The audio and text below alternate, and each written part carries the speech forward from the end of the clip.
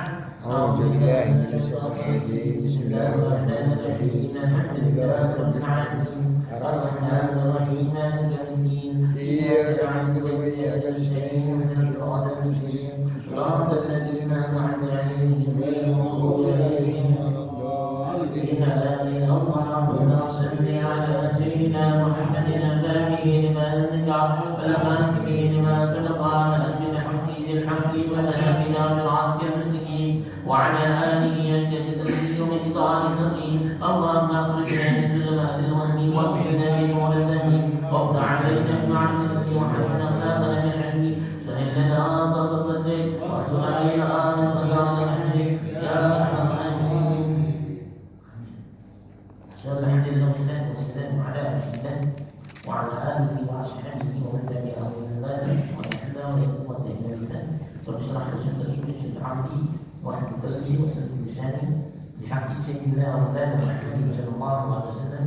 اللهم انا نسالك الوضوء والوضوء والشكر وصلاح الجسد والروح وتوبه النصوص سبحانك لا علم لنا الا ما علمتنا انك انت العليم الحكيم لا حول ولا قوه الا بالله العظيم. Kita lanjutkan pembelajaran kita dalam bacaan kitab Tafsir As-Sayyidah dalam memasuki halaman 129. Halaman 129.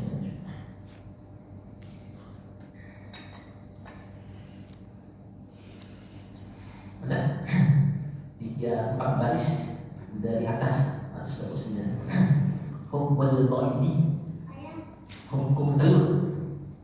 Karena kita tadi tentang hukumnya telur. Bismillahirrahmanirrahim. Hukumul Baidi. Kalau di dalam kitab ini mungkin ada barisnya ya. Baidi bisa bisa bidon. Kalau bayi telur, makna al-bid adalah terang bulan. Dan ada maknanya saumul bait, puasa pertengahan bulan, itu terang bulan. Bahasa Arab itu kayaknya baris kasrah, baris fathah, baris dhamma itu beda maknanya. Al-bid itu beda maknanya. Hukumul baiti adalah hukum telur. Ya, kalau kita baca bidu, orang baca hukum bidu, maksudnya hukum tentang bulan pertengahan bulan beda lagi gitu ya. Nah, kita kaya bahasa Arab itu kaya dengan bahasa. Al-hukmul baiti, hukum telur itu adalah tahirun idza kana minal hayawani tahirin walau ghayra makulin. Hukumnya telur adalah tahir, suci telur. Mana telur yang suci? Idza kana min hayawanin tahirin, apabila telur tersebut bersumber dari hewan yang suci, yang tidak haram. Ya, hewan yang tidak haram telurnya itu boleh dikonsumsi, dimakan. Walau ghairu ma'kulin, walaupun daging itu hewan sendiri yang punya telur tidak boleh dimakan. Contohnya binatang apa?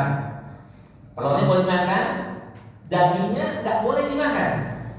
Binatang apa yang bertelur, tapi dagingnya tidak boleh dimakan. Kira-kira ular betul enggak? Ular betul. Ini mamah biak deh. Jadi telurnya boleh enggak? Boleh, kalau nggak geli. Tapi masih berbentuk telur. Tapi kalau udah berbentuk telur gitu, udah jadi apa? Ular tidak dibolehkan karena dagingnya haram. Daging ular haram enggak? Haram.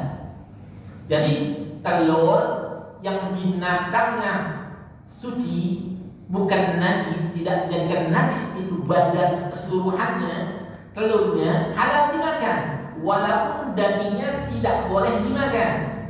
Contoh lagi, kurang betul kan? Iya, kurang. Boleh kurangnya dimakan. Kenapa? Walaupun daging itu kurang nggak boleh dimakan, tapi kurang bukan binatang yang najis. Kurang bukan. Kalau misalnya anjing bertelur, boleh nggak dimakan telurnya? Kalau walau, boleh nggak? Nggak boleh. Kenapa? Lau ghairu tahir, binatangnya bukan binatang suci, itu anjing. Anak-anak kan dari ini sini dijelasin. Ketika seorang mengolah biji kopi apa? Luwak. Dari mana itu? Biji kopi ditelan, dimakan, dan keluar melalui anus itu binatang luar. Apakah boleh dikonsumsi itu? Boleh. Boleh ketika disuci, dibilkus, dicuci dulu, Bersihkan. dibersihin dulu. Kalau kita pegang itu najis, kenapa? Melalui kotoran keluarnya najis. Tapi ketika bilkus dicuci dan disuci, mensucikan. Ini banyak kita perhatikan permasalahan ini dianggap sepele. Ini istri kita nih, kalau beli telur, itu telur, ada orang yang jual telur yang rajin, ada yang enggak. Ada yang mungkin bersihkan, tapi ada yang orang yang malas, itu telur masih nyangkut kotoran-kotoran ayam tersebut. Pegang telur, istri kita pegang, najis ya, telur tidak najis. Karena bersamaan dengan kotoran hewan, mutan najis itu tangan. Dibuka telur, diaduk, ternak tangan istri kita, diaduk dari mutan najis itu. Dimakan, barangnya najis, jadi halal. Walaupun telurnya telur tohir, binatangnya tohir, tapi ketika menyajikan sesuatu yang tidak bersih, maka jadi Najis. mesti perhatiin nih. Kita perhatiin kalau istri kita tidur, kita lihat kotoran apa nih. Kalau masih ada kotoran kotoran hewannya tuh, ayamnya dibersihin tuh, mudah najis. Nah, kalau istri kita megang daging, telur, mudah najis. Dan pegang sayuran, mudah najis. Wah, semuanya najis dimakan. Maka kita perlu berpikir begini, ya. Tersampaikan kepada istri kita lihat cara memasak gimana ya. Kalau kita lihat ini istri kita, istri anak dimasak gimana, jatuh aja, tak dulu, cabenya jatuh, tak dulu, cuci dulu, baru. Kalau nggak cuci kaki itu kan belum tentu dapur kita bersih. Kalau di kamar mandi dikeluar ke dapur, mutan najis kena cabai, diulang, jadi semua itu mutan najis. Yang kita makan najis itu semua. Makanya ya, kita perhatiin permasalahan kecil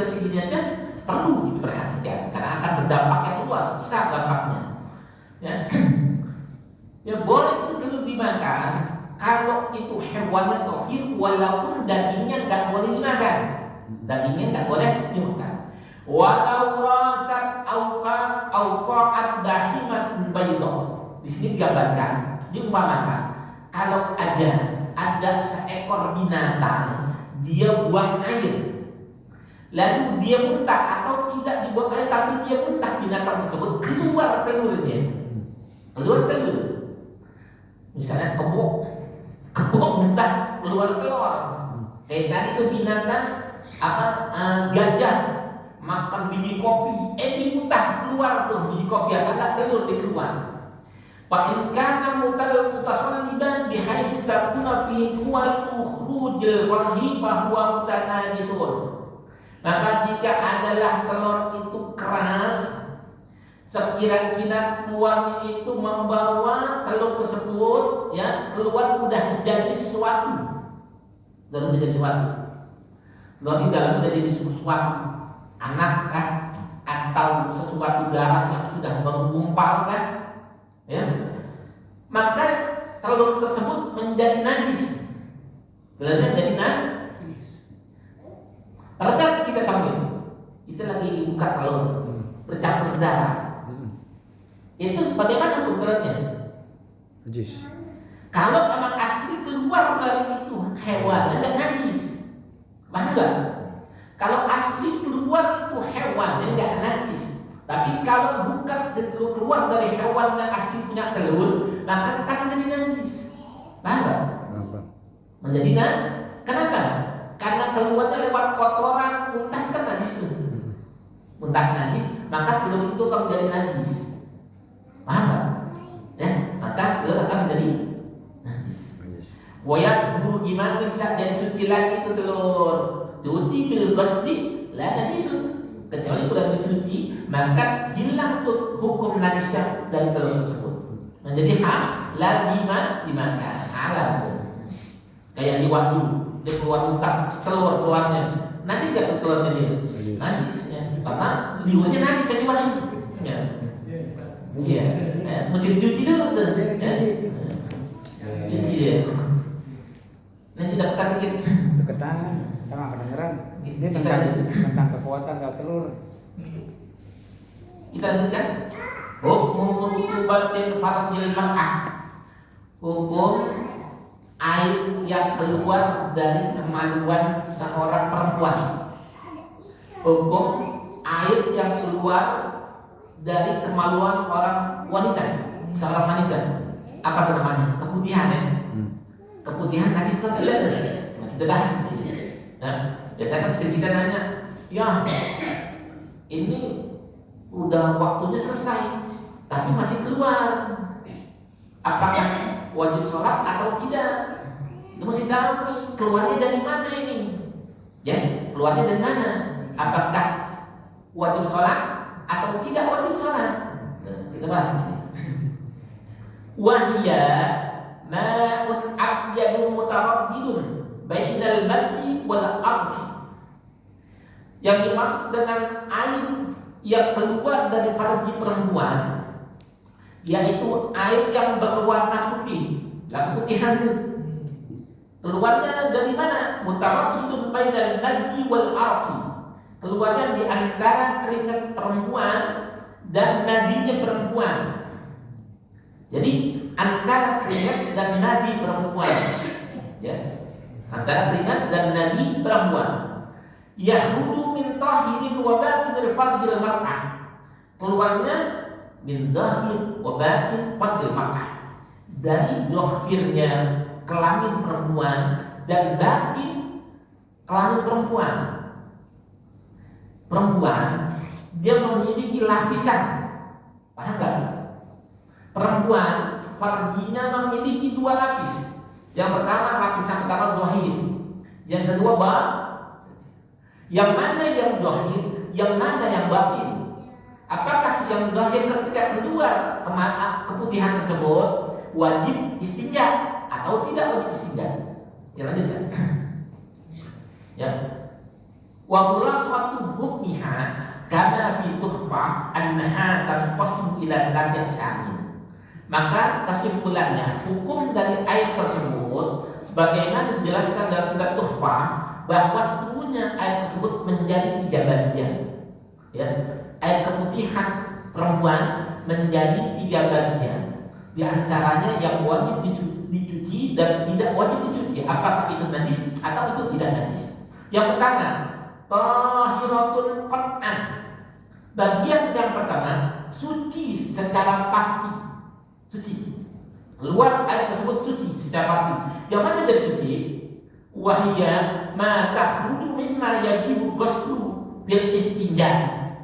Maka menjadikan suci secara mutlak pasti air yang keluar daripada sesuatu yang wajib dicuci di dalam istinja. Perempuan zahirnya itu ketika dia jongkok kelihatan, itu zahir. Kemaluan perempuan yang dikatakan zahir ketika dia jongkok itu kelihatan. Bang Yudi belum tahu, ya, kelihatan.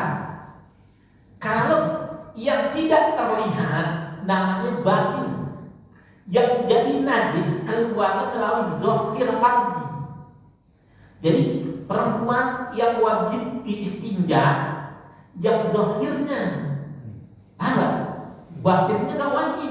Kalau batin wajib, wah repot ya. Nggak kebagian nanti wajib. Jadi zahirnya itu yang wajib diistinjai. Batinnya kayak kita gitu. Kalau kita habis kencing, umur kita kayaknya masih lama, keluar bersihnya lama, ya jenisnya lama. Kalau kita lihat di dalamnya ada seni kita kencing kita buka lubangnya, pengen tahu nyangkut di mana itu air kencing, itu dibuka masih ada dan kencing nyangkut di dalamnya. Itu wajib dan istinjai? Nggak wajib karena batin bukan zahir. Yang wajib istinja zahir. Ya, yang wajib istinja walaupun tuh di batang ini masih nyangkut tuh air kencing, nggak wajib dicuci. Tapi kita nungguin dengan nama istibro biar keluar ke zahir dari jahat kita, baru wajib istinja. Ya, jadi kalau yang masih batin nggak wajib dicuci, walaupun berasa masih ada di batang kita nih, saya sedih. Tapi tidak diwajibkan untuk istinja. Ketika melewati zahirnya dan diwajibkan istinja. Perempuan pun begitu aja. Ya, ketika keluar keputihan melewati zahirnya bukan batin, maka diwajib istinja itu. Ya, wajib istinja. Jadi kalau ditanya keluar keputihan kita ini wajib istinja apa enggak? Jawabannya gimana? Ya. Kalau dari dalam keluarnya, dari batin, dia nggak wajib istinja. Tapi ketika keluarnya dari zahir, wajib istinja. Tapi nggak enak juga. Walaupun dari batin keluarnya air, walaupun nggak najis, tapi istinja juga. Tapi bukan sesuatu yang najis. Tapi ketika zahir melalui zahirnya, maka dia wajib istinja itu istri kita. Ya, paham kan? Ada punya kitab tipis ini menjelaskan permasalahan bulanan wanita. Kapan-kapan kita bahas masalah akhir tentang satu sampai tanggal 31 bulan warnanya beda-beda itu darahnya. Yang tadi mudah-mudahan kalau awal ini kita bahas masalah kewanitaan dan kita tahu. Ada juga dibaca lagi itu ya tentang kewanitaan. Ini perlu kalau kita istri kita nggak lancar, dia udah nggak keluar, dibilang wah belum bulannya, belum waktunya, wajib nggak mandi itu?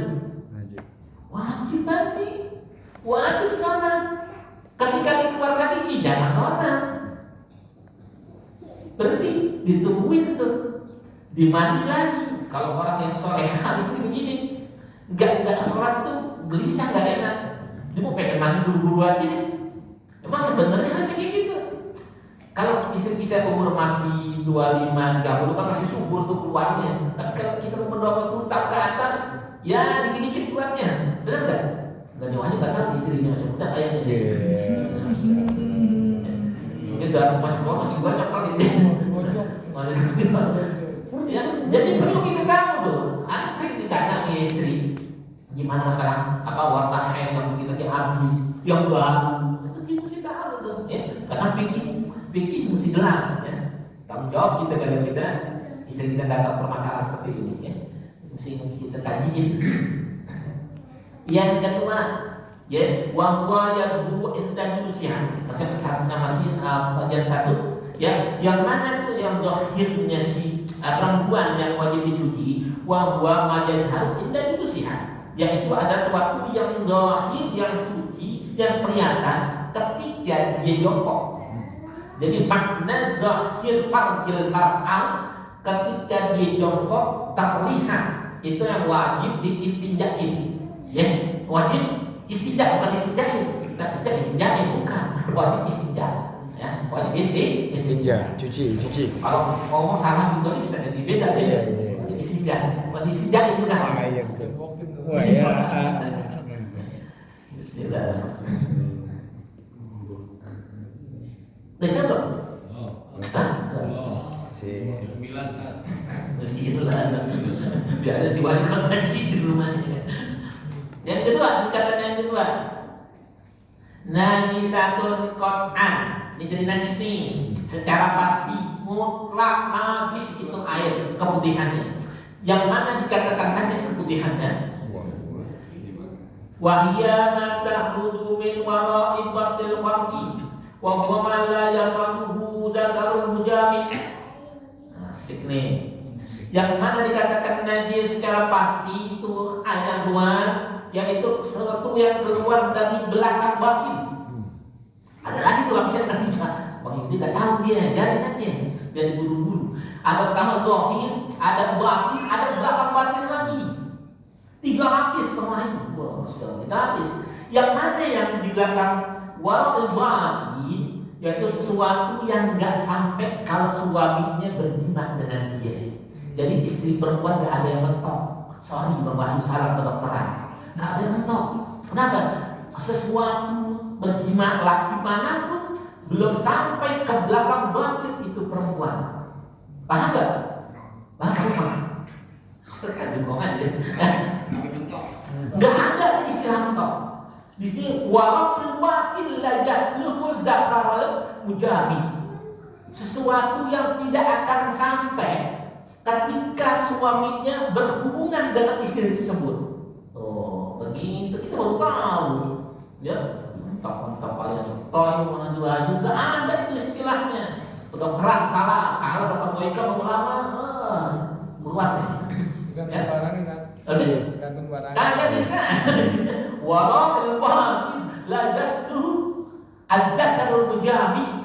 Dan bakalan sampai ketika berhubungan suami dan istrinya nggak sampai tuh walau batu nggak sampai, ya nggak tahu mentok mana di sini nggak sampai lah tuh ya.